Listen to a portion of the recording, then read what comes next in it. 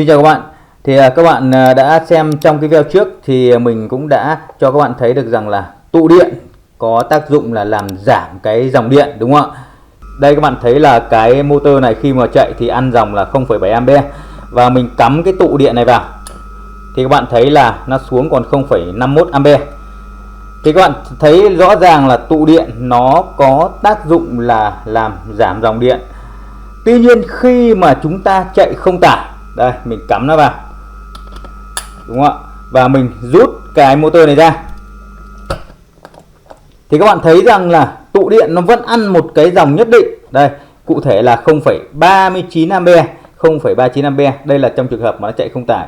Vậy các bạn có thể thấy được rằng là khi mà có tải thì tụ điện có tác dụng giảm dòng, còn khi không tải thì nó lại ăn dòng. Vậy tóm lại là tụ điện nó có tiết kiệm điện được hay không? Và thứ hai nữa là trong gia đình chúng ta, ở đây mình nói là trong gia đình chứ không nói về các cái nhà máy xí nghiệp các bạn nhé. Là trong gia đình chúng ta có nên lắp các cái tụ điện, tụ bù để lắp vào trong gia đình của chúng ta hay không? Thì chúng ta sẽ cùng nhau giải đáp trong cái video này các bạn nhé. Rồi thì để trả lời cho các cái câu hỏi là tụ điện nó có thực sự tiết kiệm điện hay không, và có nên dùng các cái tụ điện làm tụ bù hay là các cái thiết bị tiết kiệm điện trong gia đình hay không, thì chúng ta sẽ cùng nhau tìm hiểu về cách tính công suất của cái dòng điện xoay chiều. Thì mình sẽ cố gắng nói ở cái góc độ đơn giản nhất để cho mọi người cùng hiểu được. Thì các bạn thấy này, đối với dòng điện xoay chiều hay là dòng điện AC thì nó sẽ có hai cái loại công suất khác nhau các bạn nhé. Công suất đầu tiên người ta ký hiệu là P, người ta gọi là công suất hữu ích. Có nghĩa cái công suất này là cái công suất mà thiết bị điện nó sẽ tiêu thụ cái công suất này và nó sẽ chuyển đổi toàn bộ cái công suất này sang một cái dạng năng lượng khác. Ví dụ như là sang gió này, hoặc là sang ánh sáng, hoặc là sang nhiệt năng vân vân.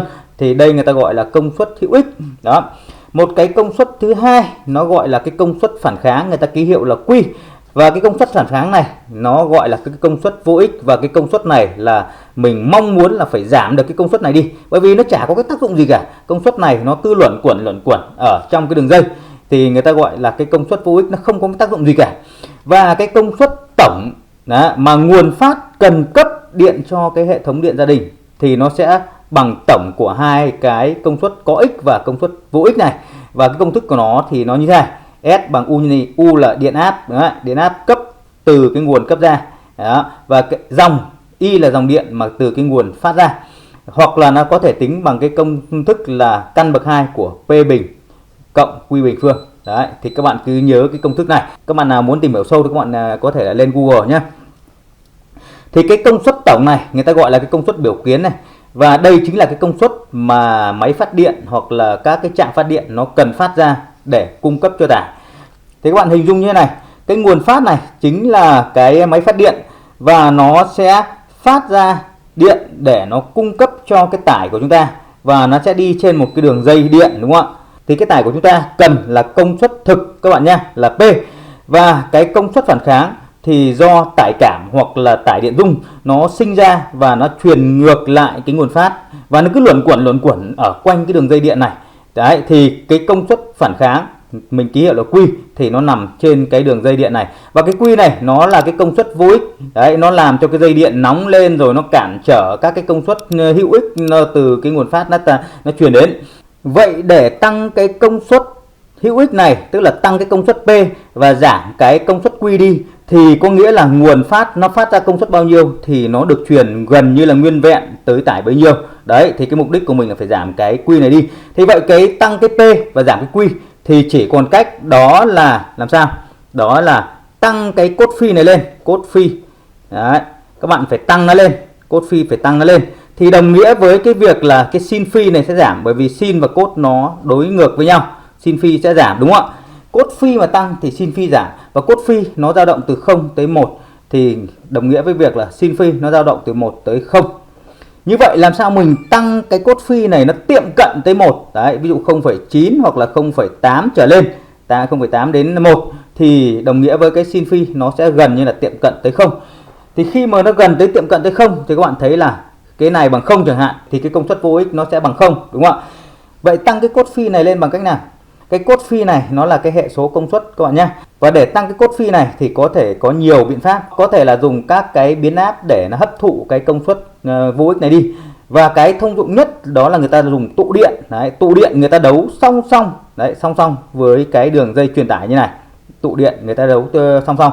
Và cái tụ này người ta gọi là tụ bù công suất phản kháng, có nghĩa là công suất phản kháng đấy nó bao nhiêu thì người ta sẽ dùng một cái giá trị tụ điện nhất định và có công thức tính toán để người ta bù lại cái công suất phản kháng như thế này, thì dẫn đến công suất phản kháng nó sẽ giảm đi, hay là công suất vô ích nó sẽ giảm đi. Tới đây mình sẽ làm thí nghiệm luôn cho các bạn nhé. Và các bạn sẽ nhìn thấy ở đây mình sẽ có hai cái đồng hồ bật lên. Ok. Rồi các bạn nhìn thấy nhá. Khi mà chưa có tụ điện cắm vào thì đây là bây giờ mình sẽ cắm tải này. Rồi các bạn thấy chưa? Cắm tải nhá. Thì các bạn thấy đó là tải ăn dòng là 0,71A. Và cái cốt phi chính là cái công suất phản kháng đây, nó đang là 0,69, 0,7. Đấy, cốt phi bằng 0,7 đi nhá. Và cái năng lượng của nó tiêu thụ là 115W. Rồi, bây giờ mình sẽ cắm cái tụ điện này vào, tụ này là tụ 5mm vào cái đầu này. Tức là mình sẽ cắm song song với cái tải của chúng ta.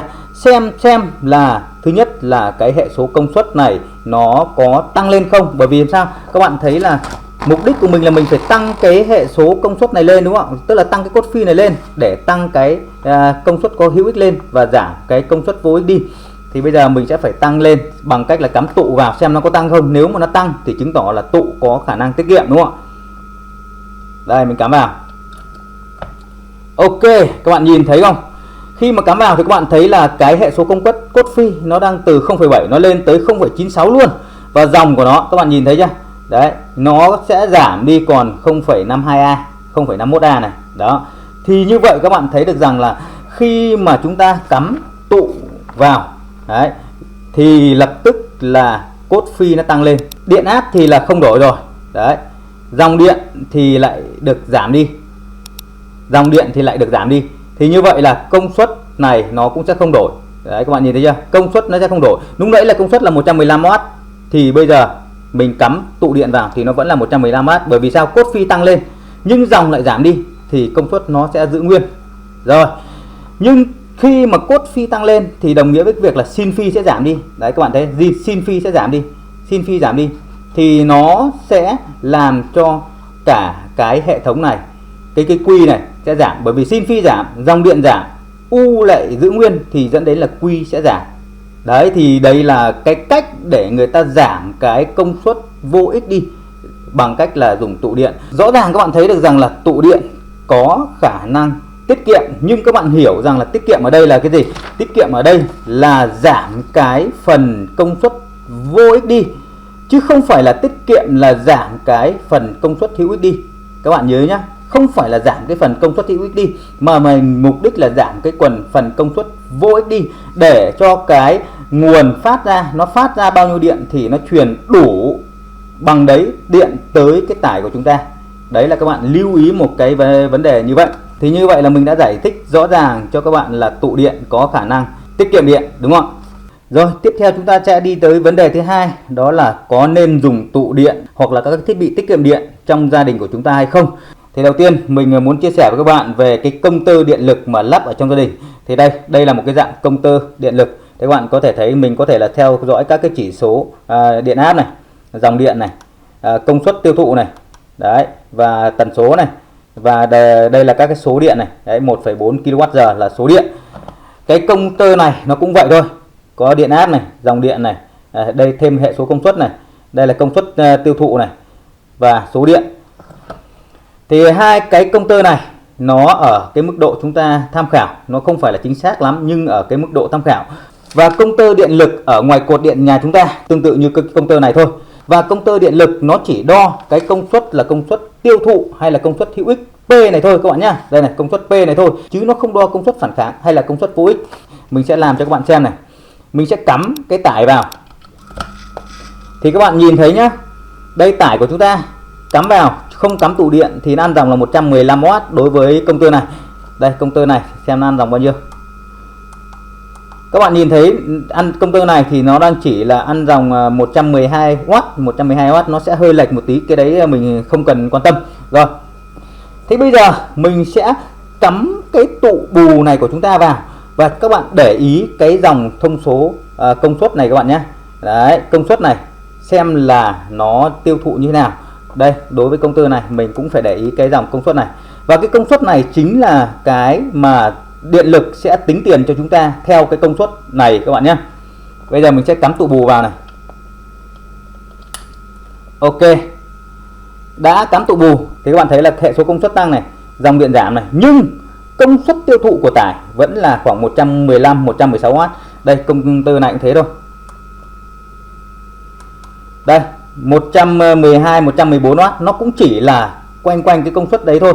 Và như vậy là các bạn thấy rằng là kể cả có tụ điện hay không có tụ điện thì cái công suất mà cái công tơ điện lực ở ngoài cột của chúng ta ấy, nó vẫn đo cái công suất mà tải của chúng ta tiêu thụ.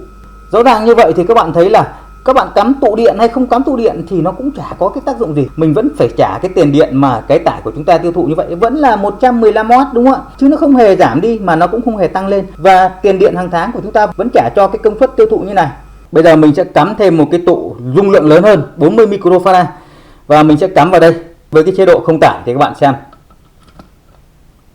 Các bạn nhìn thấy chưa? Không tải, dòng của nó ăn tới 3A, hệ số công suất là bằng 0. Đấy. Đây, cái đồng hồ này thì các bạn nhìn thấy đây. Dòng của nó cũng ăn 3A. Và chúng ta sẽ xem công suất tiêu thụ bằng bao nhiêu. Đây các bạn thấy là 0,003 kW. Đấy, 0,003 kW. Tức là cái con số nó tiêu thụ rất chi là nhỏ luôn. Như vậy các bạn có thể thấy rằng là mặc dù là cắm tụ nó ăn dòng như vậy, nhưng cái công tơ điện lực của chúng ta ở ngoài cột điện ấy, nó cũng chỉ ghi nhận là có tải thì là nó tiêu thụ. Còn nếu không có tải thì nó về gần như là bằng 0. Đây 0,003 kW thì gần như là rất nhỏ luôn. Nó không ghi nhận cái đấy. Và chúng ta sẽ không phải mất tiền cho cái tụ mà chúng ta cắm vào như thế này.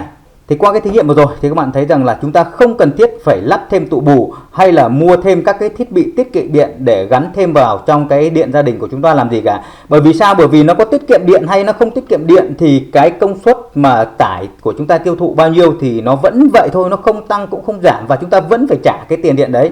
Kể cả những cái hệ số công suất của chúng ta nó có dưới 0,8 hay kể cả nó bằng 0 thì chúng ta cũng không phải mất thêm một cái khoản chi phí nào, cũng không phải bị phạt. Bởi vì cái công tơ điện lực mà nó lắp ở cột điện của chúng ta nó không thể hiện cái công suất vô ích, nó chỉ thể hiện cái công suất có ích thôi và người tiêu dùng cho gia đình chỉ phải trả cái công suất hữu ích thôi. Nên là chúng ta không cần phải lắp tụ bù và các thiết bị tiết kiệm điện trong gia đình các bạn nhé. Còn đối với các cái doanh nghiệp hoặc là các cái nhà máy xí nghiệp ấy thì bắt buộc người ta phải lắp thêm các hệ thống tụ bù. Bởi vì sao? Bởi vì các cái thiết bị của người ta toàn những là thiết bị công suất lớn và nó có cái hệ số cốt phi rất chi là nhỏ. Và trên cái công tơ điện lực của các cái nhà máy xí nghiệp đấy thì nó đều có thể hiện cả cái công suất vô ích. Do đó nếu như mà họ không lắp thêm tụ bù để giảm cái công suất vô ích này đi thì họ sẽ bị phạt cái tiền điện nếu như mà để cái công suất vô ích nó lớn quá. Rồi, qua cái video vừa rồi thì các bạn thấy rằng là những cái thiết bị tiết kiệm điện trong gia đình gần như là vô ích đối với gia đình đúng không ạ? Cảm ơn các bạn đã theo dõi video của mình. Hẹn gặp lại các bạn trong các video tiếp theo.